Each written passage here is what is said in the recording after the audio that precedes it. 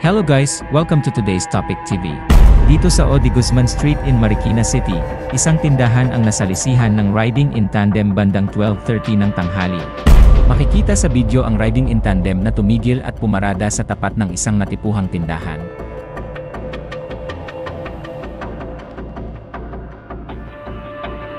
Maya-maya ay bumaba ang isang sakay nito, at tila may hinugot munang papel sa kanyang bulsa, bago pumasok sa loob.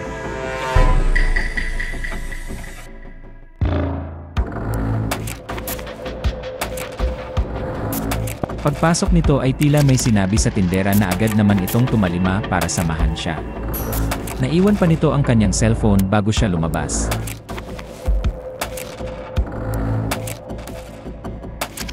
Ang lalaki na may tila may hinahanap at tinatanong sa tindera, na kanya namang tinuturo kung saan banda.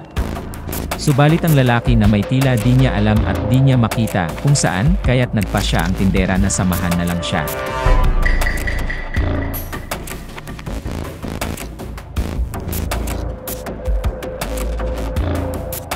Buti na lang bago lumabas ang tindera, ay binalikan niya muna ang kanyang cellphone, at kaagad na ibinulsa.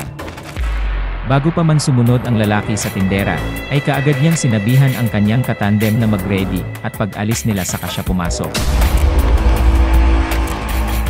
Pagdating sa loob agad na naghagilap ang lalaki ng kanyang makukuha, binuksan niya ang lagayan ng pera, at agad nakakuha ng 500 piso.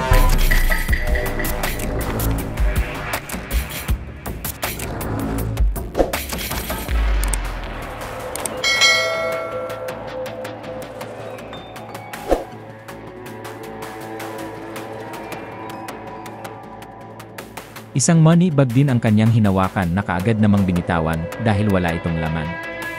Kumuha siya ng Christmas decor para pananggalang, na kung sakaling babalik ang tindera kunwari ay itatanong niya kung magkano presyo nito. Isa ito sa mga taktika ng mga kawatan kung sakaling abutan siya nito.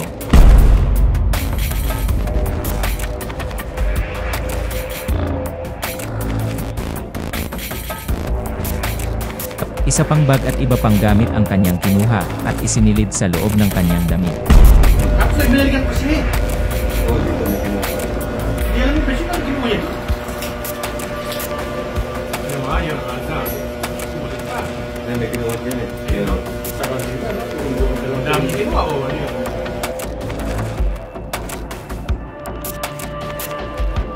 Paglabas ng lalaki ay may mga taong namimili na sa harap ng tindahan.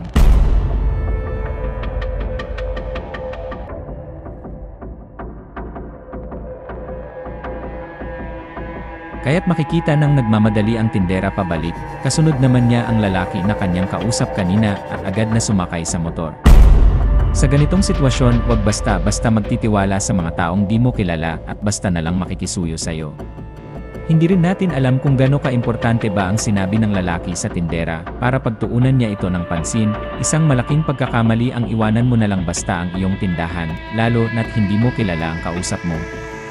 Iba yung pag-iingat po ang kailangan upang di tayo maisahan. Kung may mga nakakakilala po sa mga taong ito, huwag mag-atubiling ipagbigay alam agad sa mga kinaukulan. Marami pong salamat.